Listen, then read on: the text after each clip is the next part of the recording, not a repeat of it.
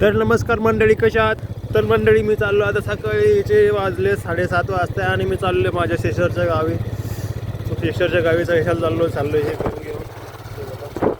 आणि त्यांच्या घरून पण काय पण आणत असतो, जशी तूर डाळ असते, मूग डाळ असते, चवळी असते.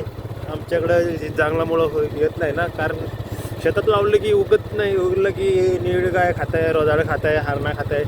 तर मी त्यांच्या गावाकडून घेऊन येतो आणि गहू घेऊन जातो इकडून.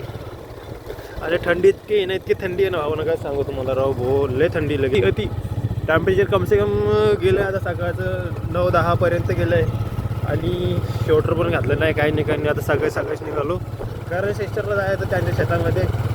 काही नाही भावांनो, जातो आता तिकडं, घेतो आणि काय सामान पण आणलं, आपल्याला ड्रिल मशीन आणलं आहे. तर जातो आणि भेटतो तुम्हाला पुढच्या व्हिडिओमध्ये लगेच.